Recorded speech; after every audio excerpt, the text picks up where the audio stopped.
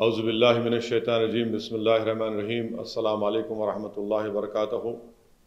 आप तमाम को मैं ये पैगाम देना चाहूँगा कि आप इससे बाखबर भी होंगे, आपको इत्तला मिल चुकी होगी कि जिस बीजेपी के रुकन असम्बली ने रसूलुल्लाह सल्लल्लाहु अलैहि वसल्लम के शान में वीडियो बनाकर रसूलुल्लाह सल्लल्लाहु अलैहि वसल्लम के बारे में गंदगी और बकवास बकने की कोशिश की।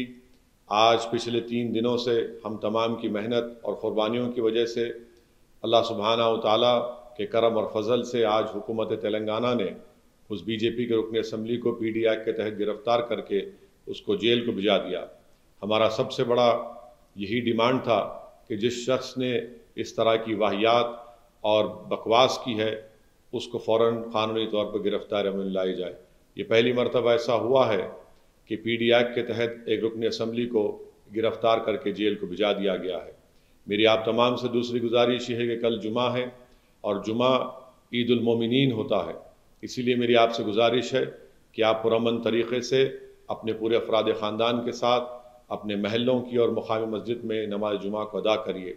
और हम तमाम की पूरी कोशिश ये होनी चाहिए कि जिस पुरअमन तरीक़े से हमने एहतजाज किया और हमारे एहतजाज की बिना पर ख़ाती को जेल भिजाना पड़ा, इसी तरीक़े से हमको ये कोशिश करना है कि हमारा कल का जुमा पुरअमन तरीक़े से गुज़र जाए।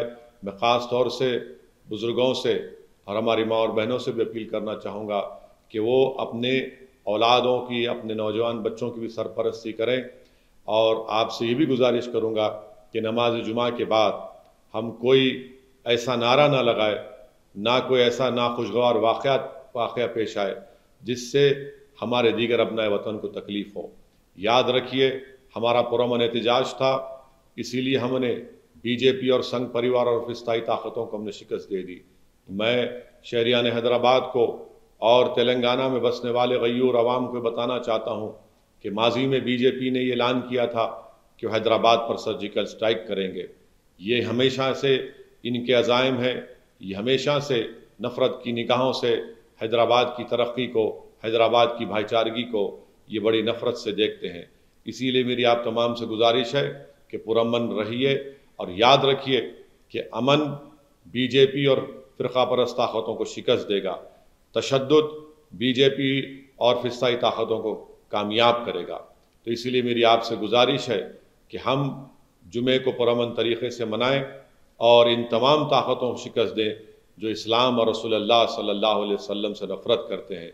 याद रखिए कि हमारी रियासत में, हमारे शहर में हमारे गैर मुस्लिम भाई भी रहते हैं, हमारे दलित भाई भी रहते हैं और गरीब भी रहते हैं। और गरीब हर मज़हब में होता है।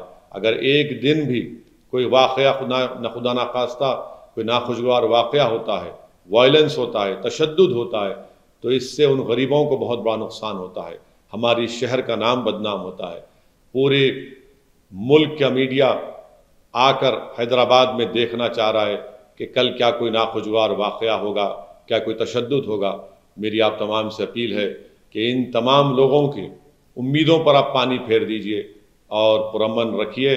और याद रखिए मेरे अजीज़ दोस्तों, मेरे गयूर नौजवानों, हैदराबाद ये एक अमन का चिराग हमारे बुज़ुर्गों ने अपने ईसार और क़ुरबानी से जलाए रखा। ये एक अमन का चिराग जिसकी रोशनी फ़िरक़ा परस्त ताकतों की आँखों में चुभती है। याद रखिए मेरे अजीज़ दोस्तों, ये शहर, ये रियासत एक मोहब्बत का भाईचारा है।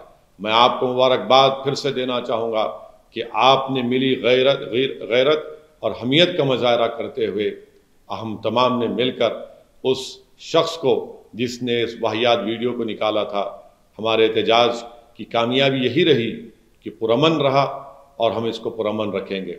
मेरी आप तमाम से गुजारिश है कि जुमे को पुरअमन तरीक़े से मनाइए, अपने अपने मुकामी मसाजिद में नमाज अदा करिए, अमन को कामयाब करिए।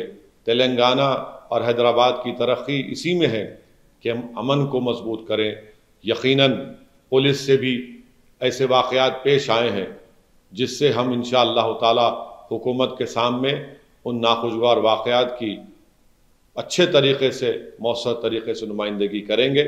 जो नौजवान पुलिस की हिरासत में थे, हमारी मजलिस इत्तेहादुल मुस्लिमीन की नुमाइंदगी पर हुकूमत ने उस नुमाइंदगी को कबूल किया, वो तमाम के तमाम नौजवानों को रिहा करवा दिया गया है। तो मेरी आपसे गुजारिश है कि कल जुमे को पुरअमन रखिए और पूरे शहर में हमेशा पुरअमन ہم کو اس امن کو باقی اور برقرار رکھنا ہے۔